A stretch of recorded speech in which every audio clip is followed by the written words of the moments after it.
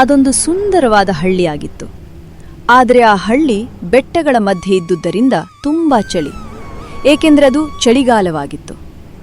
ಆ ಊರಿನಲ್ಲಿ ಎಷ್ಟು ಹಿಮ ಸುರಿಯುತ್ತಿತ್ತು ಎಂದರೆ ಅಲ್ಲಿನ ಮನೆಗಳೆಲ್ಲ ಹಿಮದಿಂದಲೇ ಕೂಡಿತ್ತು. ಇಡೀ ಊರೇ ಹಿಮವಾಗಿದ್ದರಿಂದ ಆ ಹಳ್ಳಿಯನ್ನು ಹಿಮದೂರು ಅಂತ ಕರೀತಾ ಇದ್ರು. ಆದರೆ ಅದೇ ಹಳ್ಳಿಯಲ್ಲಿ ಒಂದು ಬಡ ಕುಟುಂಬ ವಾಸ ಮಾಡುತ್ತಿತ್ತು. ಎಷ್ಟು ಬಡತನ ಎಂದರೆ ಅವರಿಗೆ ಎಷ್ಟು ಚಳಿಯಾದರೂ ಅವರ ಹತ್ತಿರ ಹೊದ್ದಿಕೊಳ್ಳಲು ಒಂದು ಕಂಬಳಿ ಕೂಡ ಇರಲಿಲ್ಲ. ಅದೇ ಆ ಶಾಮಣ್ಣನ ಕುಟುಂಬ. ಶಾಮಣ್ಣನ ಮನೆಯಲ್ಲಿ ಶಾಮಣ್ಣ ಮತ್ತು ಶಾಮಣ್ಣನ ಹೆಂಡತಿ ಮತ್ತು ಅವರ ಮಗಳು ಗೌರಿ ವಾಸವಿದ್ದರು. ಅವರದು ಒಂದು ಹಳೆಯ ಗುಡಿಸಲು. ಮಳೆಗಾಲದವಾದರೆ ಮಳೆ ಸುರಿಯುತ್ತದೆ, ಚಳಿಗಾಲವಾದರೆ ಚಳಿ ಮೂಲೆಯಿಂದ ಬರುತ್ತದೆ. ಆದರೆ ಆ ಕುಟುಂಬ ಇದಕ್ಕೆಲ್ಲ ಅಂಜದೆ ಕಷ್ಟಪಟ್ಟು ಕೆಲಸ ಮಾಡಿ ಜೀವನ ಸಾಗಿಸುತ್ತಿದ್ದರು. ಶಾಮಣ್ಣನ ಹೆಂಡತಿ ಗಂಡನ ಕಷ್ಟಗಳನ್ನು ಅರ್ಥ ಮಾಡಿಕೊಳ್ಳುವವಳು. ಅವರಿಗೆ ಇದ್ದ ಒಬ್ಬರೇ ಮಗಳು ಆದರೂ ಅವಳಿಗೆ ಬೇಕಾದದ್ದನ್ನು ಪೂರೈಸುವ ಹಣ ಇರಲಿಲ್ಲ. ಹಳ್ಳಿ ಹಿಮದಿಂದ ಕೂಡಿದ್ದರೂ ಶಾಮಣ್ಣನ ಗುಡಿಸಿದೊಳಗೆ ಹಸಿವು ಮತ್ತು ಚಳಿ ಮೈಯೆಲ್ಲ ನಡಗಿಸುತ್ತಿತ್ತು. ಕಿಟಕಿ ಇಲ್ಲದೆ ಬರುವ ಆ ಚಳಿ ಇಡೀ ಮೈಯನ್ನ ನಡಗಿಸುತ್ತಿತ್ತು. ಒಂದು ಹೊತ್ತಿನ ಊಟಕ್ಕಾಗಿ ಮತ್ತು ಮೈ ಮುಚ್ಚುವ ಕಂಬಳಿಗಾಗಿ ಆ ಕುಟುಂಬ ಪಡುತ್ತಿದ್ದ ಪಾಡು ತುಂಬಾ ಕಷ್ಟ. ಸುಮಾ, ಇವಾಗೆತ್ತ. ನನಗೆ ಕೈಕಾಲು ಎಲ್ಲ ಮರಗಟ್ಟಿ ಹೋಗಿದೆ ಈ ಚಳಿಗೆ. ನಮ್ಮ ಪಾಡು ಯಾರಿಗೂ ಬೇಡ ಸುಮಾ. ನಮಗೆ ಒಂದು ಬೆಡ್ಶೀಟ್ ತಗೊಳ್ಳುವಷ್ಟು ಯೋಗ್ಯತೆ ಇಲ್ವಲ್ಲ. ರೀ, ರಾತ್ರಿಯೆಲ್ಲ ಮಲ್ಗಕ್ಕಾಗ್ಲಿಲ್ಲ. ಆ ಮೂಲೆಯಿಂದ ಗಾಳಿ ಸೀದಾ ಬರ್ತಿತ್ತು. ನನ್ಗೀ ಚಳಿಗೆ ನಿದ್ದೆನೇ ಬರ್ಲಿಲ್ಲ.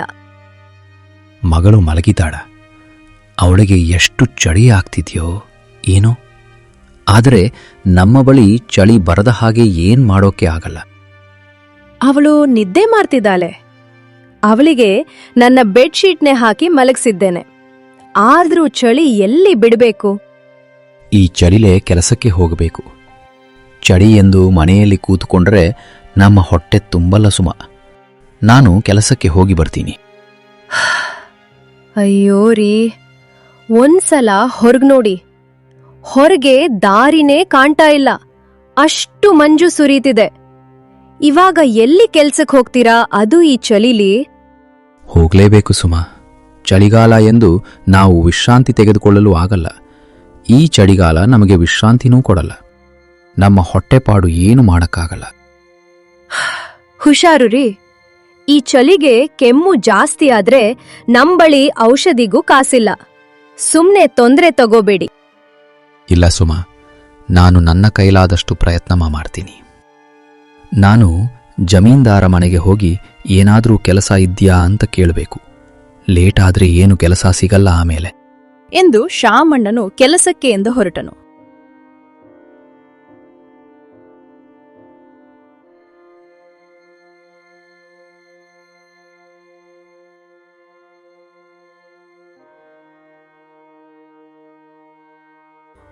ಅವನು ಕೆಲಸ ಕೇಳಲು ಊರಿನ ಜಮೀನ್ದಾರರ ಬಳಿ ಹೊರಟನು.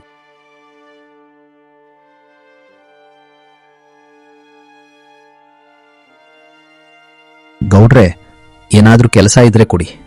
ನಮ್ನೇಲಿ ತುಂಬಾ ಬಡತನ, ಹೊಟ್ಟೆಗೂ ಏನೂ ಇಲ್ಲ. ತುಂಬಾ ಚಳಿ ಇದ್ದಿದ್ದರಿಂದ ಜಮೀನ್ದಾರು ಮನೆ ಮುಂದೆ ಕೂತು ಬೆಂಕಿ ಕಾಯಿಸ್ತಾ ಇರ್ತಾರೆ. ಆಗ ಜಮೀನ್ದಾರು ಶಾಮಣ್ಣನನ್ನು ನೋಡಿ ಹೇಳ್ತಾರೆ, ಏನೋ ಶ್ಯಾಮ, ಈ ಚಳಿಲಿ ಏನ್ ಕೆಲ್ಸ ಮಾಡ್ತೀಯಾ? ಆ ಥರ ಮಾಡೋ ಕೆಲ್ಸ ಏನಿಲ್ಲ. ಹೋಗು ಸುಮ್ನೆ ಮಲ್ಕೋ. ಇಲ್ಲ, ಬಾಯಿಲ್ಲಿ ಬೆಂಕಿ ಕಾಯಿಸು, ಬೆಚ್ಚಗಾಗುತ್ತೆ. ಗೌಡ್ರೆ, ಹಾಗನ್ಬೇಡಿ. ನಮ್ಮನೇಲಿ ತುಂಬಾ ಕಷ್ಟ. ಇಷ್ಟು ಚಳಿಯಾದರೂ ನಮ್ಮ ಮನೆಯಲ್ಲಿ ಮಲಗುವಾಗ ಹಾಕೊಳ್ಳಕ್ಕೆ ಒಂದು ಕಂಬಳಿನಿಲ್ಲ. ಹೊಟ್ಟೆಗೆ ಸರಿಯಾಗಿ ಊಟನಿಲ್ಲ. ನಾನೇನ್ ಮಾಡ್ಲಿ ಹೇಳೋ? ಈ ಚಳಿಲಿ ಮಾಡೋ ಕೆಲ್ಸ ಏನಿದೆ? ಸರಿ, ಹೋಗು, ನಮ್ ಜಮೀನಲ್ಲಿ ಸ್ವಲ್ಪ ಕೆಲ್ಸ ಇದೆ, ಅದನ್ ಮುಗಿಸ್ಕೊಂಡ್ ಬಾ ಸಾಕು. ಆದ್ರೆ ಅಷ್ಟು ಹಣ ಕೊಡುವಷ್ಟು ಕೆಲ್ಸವಲ್ಲ, ಸ್ವಲ್ಪ ಕೆಲ್ಸ ಅಷ್ಟೇ. ನಾನು ಆ ಕೆಲ್ಸಕ್ಕೆ ಬರೀ 100 ರೂಪಾಯಿ ಕೊಡ್ತೀನಿ ಅಷ್ಟೇ. ನೀನಿಷ್ಟು ಬೇಡ್ತಿದ್ಯಲ್ಲ ಅಂತ ಅಷ್ಟೇ ಕೊಡ್ತಿರೋದು. ಧನ್ಯವಾದಗಳು ಗೌಡ್ರೆ, ನಾನು ಇವಾಗಲೇ ಹೋಗಿ ಕೆಲಸ ಮಾಡ್ತೀನಿ. ಆದರೆ ಗೌಡ್ರೆ, ನನಗೆ ಹಣ ಇವಾಗಲೇ ಕೊಡಿ. ನಾನು ಕೆಲಸ ಮುಗಿಸಿ ಕಾಡಿಗೆ ಹೋಗಿ ಸ್ವಲ್ಪ ಕಟ್ಟಿಗೆ ಕಡಿಯಬೇಕು. ದಯವಿಟ್ಟು ಇಲ್ಲ ಅನ್ನಬೇಡಿ. ಸರಿ, ತಗೋ, ಕೆಲಸ ಚೆನ್ನಾಗಿ ಮಾಡಬೇಕು.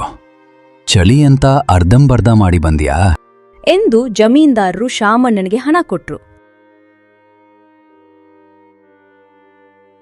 ಶಾಮಣ್ಣನ ಹಣ ಇಸ್ಕೊಂಡು ಅಲ್ಲಿಂದ ಕೆಲಸಕ್ಕೆ ಎಂದು ಹೊರಟರು.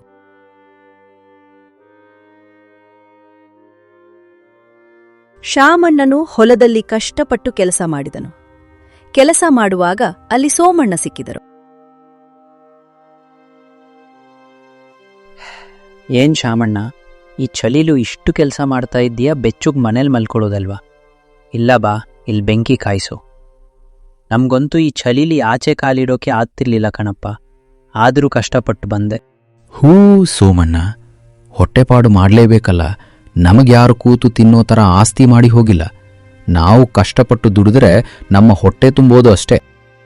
ಹೌದು, ಪ್ರತಿ ವರ್ಷನೂ ನಮ್ಮೂರಲ್ಲಿ ಚಳಿನೇ, ಆದರೆ ಈ ವರ್ಷ ಮಾತ್ರ ಭಾರೀ ಚಳಿ. ಈ ಚಳಿಲಿ ಏನು ಮಾಡೋದು ಗೊತ್ತಿಲ್ಲ. ಬೆಳಗ್ಗೆ ಏಳೋಕ್ಕೂ ಕಷ್ಟ, ಪಾಪ ಮಕ್ಕಳಿಗೆ ಶಾಲೆಗೆ ಹೋಗೋಕ್ಕೂ ಕಷ್ಟ. ಈ ಊರು ಬೆಟ್ಟಗಳ ಮಧ್ಯೆ ಸಿಗಾಕೊಂಡಿರೋದಿಕ್ಕೆ ನಮಗೆ ಕಷ್ಟ ನೋಡು. ಅಯ್ಯೋ, ನನ್ನ ಮಗಳು ಈ ಚಳಿಲಿ ಹೇಗೆ ಶಾಲೆಗೆ ಹೋಗ್ತಾಳೋ ಅವಳ ಬಳಿ ಹಾಕಿಕೊಳ್ಳೋಕೆ ಒಂದು ಸ್ವೆಟರ್ ಕೂಡ ಇಲ್ಲ. ನನ್ನ ಯೋಗ್ಯತೆಗೆ ಒಂದು ಸ್ವೆಟರ್ನು ಕೊಡಿಸೋಕೆ ಆಗಿಲ್ಲ. ಅಯ್ಯೋ ಬಿಡು ಶಾಮಣ್ಣ, ನಿನ್ ಕೈಲಾದಷ್ಟು ಪ್ರಯತ್ನ ನೀನ್ ಮಾಡ್ತೀಯ. ಆದರೂ ಚಳಿ ಜಾಸ್ತಿ ಕೆಲಸ ಮಾಡಕ್ ಹೋಗ್ಬೇಡ, ಹುಷಾರ್ ತಪ್ಪಿಬಿಡ್ತೀಯ. ಆಮೇಲೆ ಅದು ಬೇರೆ ಖರ್ಚು. ಹೊಟ್ಟೆ ತುಂಬಬೇಕು ಅಂದರೆ ಕೆಲಸ ಮಾಡಲೇಬೇಕು. ಚಳಿಯಾದರೂ ಸರಿ, ಬಿಸಿಲಾದರೂ ಸರಿ, ಮಳೆಯಾದರೂ ಸರಿ. ನೋಡೋಣ ಮುಂದೆ ಏನಾಗುತ್ತೆ. ಎಲ್ಲ ದೇವರ ಮೇಲೆ ಭಾರ ಹಾಕಿ ಕೆಲಸ ಮಾಡ್ತೀನಿ. ನಾನು ಬರ್ತೀನಿ ಸೋಮಣ್ಣ, ನನಗೆ ಕಾಡಿನಲ್ಲಿ ಸೌದೆ ಕಡಿಬೇಕು ಎಂದು ಹೇಳಿ ಶಾಮಣ್ಣ ಅಲ್ಲಿಂದ ಹೊರಟರು.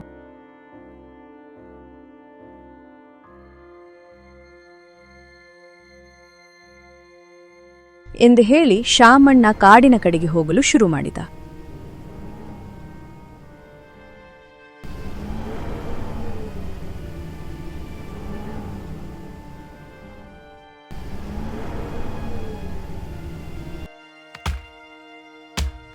ಅಲ್ಲಿ ಸೌದೆ ಕಡಿದುಕೊಂಡು ಮನೆಗೆ ಹೋಗ್ತಾನೆ.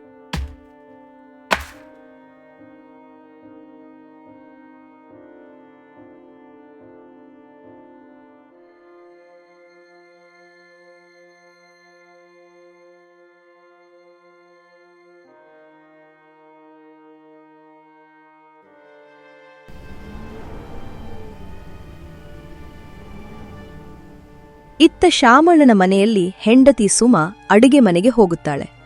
ಅಲ್ಲಿ ಅಡಿಗೆ ಮಾಡಲು ಏನೂ ಇರಲಿಲ್ಲ. ಆಗ ಅವಳ ಮಗಳು ಗೌರಿ ಬರುತ್ತಾಳೆ.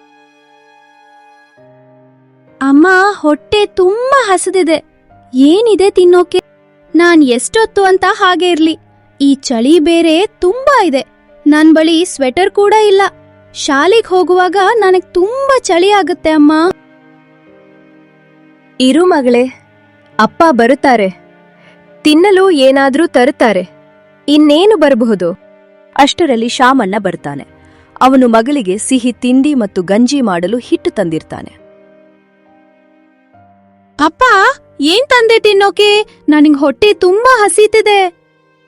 ಹೂ ಮಗಳೇ ತಂದೆ, ನನ್ನ ಕೈಯಲ್ಲಿ ಇದೊಂದೇತೆ ಆಗಿದ್ದು. ಸರಿ ಮಗ್ಲೆ, ಬನ್ನಿ, ತಡವಾಯ್ತು, ಊಟ ಮಾಡಿ ಮಲ್ಗೋಣ. ಅಮ್ಮ, ತುಂಬಾ ಚಳಿ ಅಮ್ಮ. ಕಂಬ್ಳಿ ಮಾತ್ರ ಒಂದೇ ಇರೋದ್ ಹೇಗೆ? 3 ಜನ ಮಲ್ಕೊಳ್ಕಾಗತ್ತೆ? ಇರುವ ಒಂದು ಕಂಬಳಿಯಲ್ಲಿ 3 ಮಲಗೋಣ. ನಾನು, ನೀನು, ಅಪ್ಪ, 3 ಅದೇ ಆಗುತ್ತದೆ. ಹೌದು, ಬನ್ನಿ. ಹಾಸಿಗೆ ಇದ್ದಷ್ಟು ಕಾಲು ಚಾಚಬೇಕು. ನಮ್ಮ ಕೈಯಲ್ಲಿ ಎಷ್ಟಾಗುತ್ತೋ ಅಷ್ಟು ನಾವು ಪ್ರಯತ್ನ ಮಾಡಿ ಚೆನ್ನಾಗಿರಬೇಕು ಅಷ್ಟೇ. ಬಡತನದಲ್ಲಿ ಚಳಿ ಎಷ್ಟೇ ಕೊರತೆಯುವಂತಿದ್ದರೂ ಕುಟುಂಬದ ಸದಸ್ಯರು ನಡುವಿನ ಪ್ರೀತಿ ಮತ್ತು ಪರಸ್ಪರ ಕಾಳಜಿ ಆ ಚಳಿಯನ್ನು ಮೆಟ್ಟಿ ನಿಲ್ಲುವ ಶಕ್ತಿಯನ್ನು ನೀಡುತ್ತದೆ.